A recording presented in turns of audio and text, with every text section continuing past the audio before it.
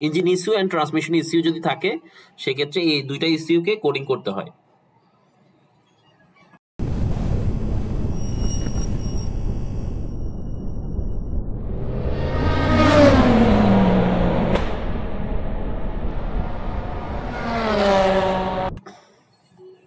Engine ইসিউর কোডিংটা হচ্ছে engine ইসিউর যে আমি কিছুক্ষণ আগে বলেছিলাম যে এই র্যামের যে ডাটাটা সে ইনপুট সেন্সর, আমার সবগুলা সেন্সর থেকে তো আমার একটা ডাটা আসে। আচ্ছা আর একটু পিছনে আসি, জাস্ট এ মিনিট। আচ্ছা এটা একটু দেখি আমি, এখানে একটা মাস এয়ারফ্লো সেন্সর দেখানো হয়েছে, হ্যাঁ, যেটাকে আমরা এয়ারফ্লো সেন্সর বলি।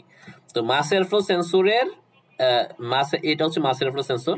তো মাস এয়ারফ্লো সেন্সর মানে মাস এয়ারফ্লো সেন্সরের মেন কাজ হচ্ছে সে ইনপুট মানে ইনটেক ম্যানিফোল্ড দিয়ে কি পরিমাণ এয়ার ইন্ডাকশন হচ্ছে সেই এয়ার ইন্ডাকশনটাকে সে মেজার করতেছে, মেজার করে সে ইঞ্জিন ইসিউকে ট্রান্সফার করতেছে।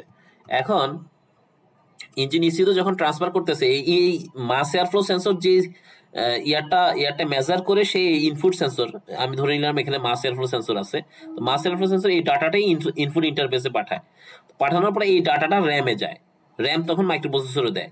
কিন্তু মাইক্রোপ্রসেসর বা ইঞ্জিন ইসিউ তো আর জানে না যে এই যে পরিমাণ এয়ার ঢুকতেছে, মানে যে পরিমাণ এয়ার ইন্ডাকশন হচ্ছে, এই পরিমাণ এয়ার ইন্ডাকশনের সাথে এই এয়ারের সাথে কি পরিমাণ ফুয়েল মিক্সিং করবে, এই মাইক্রোপ্রসেসর তো এই জিনিসটা জানে না।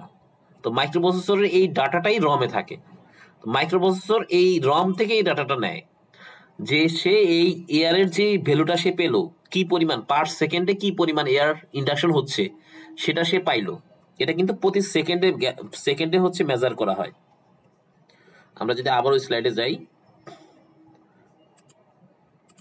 এই কার্ভটা একটু দেখি, মানে কি পরিমাণ মাস এয়ারফ্লো সেন্সর প্রতি সেকেন্ডে, জাস্ট আমরা এই জিনিসটা দেখি, mass flow gallon per second. That means সে প্রতি সেকেন্ডে কি পরিমাণ গ্যালন এয়ার ইন্ডাকশন হচ্ছে, এই ডাটাটা যখন সে পাইলো, এই ডাটাটা সে হচ্ছে আমার এই র্যাম দিয়ে মাইক্রোপ্রসেসরে পাঠাইলো। কিন্তু মাইক্রোপ্রসেসর তো জানে না যে মানে এই এয়ারের সাথে কি পরিমাণ ফুয়েল মিক্স করতে হবে। এই ডাটাটাই হচ্ছে রমে থাকে। দিস ইজ কল্ড কোডিং, মানে এটা হচ্ছে কোডিং এর একটা পার্ট। হ্যাঁ, এটাই ইঞ্জিন ইসিউর মধ্যে এই ধরনের অনেক ধরনের এই প্রিসেট ভ্যালু, মানে হচ্ছে কতটুকু এয়ারের সাথে কতটুকু ফুয়েল সে মিক্স করবে, বা ইগনিশন টাইমিংটা কখন হবে, বা হচ্ছে কুলেন্ট টেম্পারেচার কত হলে কি পরিমাণ ফুয়েল ইনজেক্ট করবে, এই জিনিসগুলা রমের মধ্যে থাকে। এই ডাটাটাকেই বলে হচ্ছে মানে কোডিং ডাটা অথবা প্রোগ্রামিং ডাটা।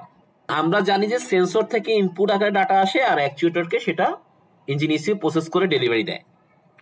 সো এখানে আরেকটা বিষয় আছে, সেটা হচ্ছে আমরা জানি যে সেন্সর অলওয়েজ ইঞ্জিন ইসিউর আউটসাইডে থাকে, কিন্তু একটা সেন্সর আছে যেটা ইঞ্জিন ইসিউর ইনসাইডে থাকে। কেউ কি বলতে পারবেন কোন সেন্সরটা? এই সেন্সর ইনপুট আকারে যে ডাটাটা আসে সেন্সর থেকে, সেন্সর তো ইঞ্জিন ইসিউর আউটসাইডে থাকে, তাই না? মানে ইঞ্জিন ইসিউর বাইরে থাকে। কিন্তু এমন একটা সেন্সর আছে যে সেন্সরটা ইঞ্জিন ইসিউর ভিতরে থাকে, মানে ইঞ্জিন ইসিউর ভিতরে একটা সেন্সর থাকে। আচ্ছা আমি একটু ক্লিয়ার করি, একটু দেখেন এটা, এখানে দেখেন এই যে সেন্সরগুলো দেখা যাচ্ছে এই অ্যাকচুয়েটর, কিন্তু ভিতরে আরেকটা সেন্সর আছে, তার নাম হচ্ছে ব্যারোমেট্রিক প্রেসার সেন্সর। দেখা যায়? আচ্ছা, ব্যারোমেট্রিক প্রেসার সেন্সরের কাজ আমার মনে হয় অনেকে জানে, তারপরও আমি একটু সিম্পলি বলি। ব্যারোমেট্রিক প্রেসার সেন্সর আমার হচ্ছে সমুদ্র পৃষ্ঠ থেকে এয়ার প্রেসার সে ডিটেকশন করে, ঠিক আছে? ওয়ান্স মানে কোনো এক সময়, এখন থেকে 10 বছর বা 15 বছর আগে যখন এই সিস্টেমটা এস্টাবলিশ হয়েছে, তখন এই ব্যারোমেট্রিক প্রেসার সেন্সরটা ইঞ্জিন এসির ভিতরে থাকতো না। তখন ম্যাক্সিমাম ম্যানুফ্যাকচারাররা এটা ইঞ্জিনের বাইরে দিয়ে দিত। আমরা অনেক সময় রেডিয়েটর গ্রিল বা হচ্ছে এয়ার ক্লিনার বক্স এসব জায়গায় এই একটা সেন্সর দেখতাম ওপেন অবস্থায়, মানে ওই সেন্সরের সাথে কোনো কিছু কানেক্টেড না, এরকম দেখা যেত। কিন্তু এখন আর এই সেন্সরটা দেখা যায় না আউটসাইডে। তো এটা বলার অর্থটা হচ্ছে এখানে যদি কোনো ধরনের, যেমন এই আউটসাইডে যত সেন্সর আছে, এই সেন্সরগুলো যদি কোনো সেন্সর ফেলিউর হয়, তাহলে আমরা এই যে স্পেসিফিকলি সেন্সরগুলো চেঞ্জ করতে পারি। কিন্তু যদি এই যে ব্যারোমেট্রিক প্রেসার সেন্সর যেহেতু ইঞ্জিন ইসিউর ইনসাইডে দেয়, এখন ম্যাক্সিমাম ম্যানুফ্যাকচারাররা এই ব্যারোমেট্রিক প্রেসার সেন্সরটা ইঞ্জিন ইসিউর ইনসাইডে দিয়ে দেয়। যদি সেটা হয় সেক্ষেত্রে কিন্তু আমার কমপ্লিট ইঞ্জিন ইসিউ চেঞ্জ করতে হবে ওই সেন্সরের জন্য।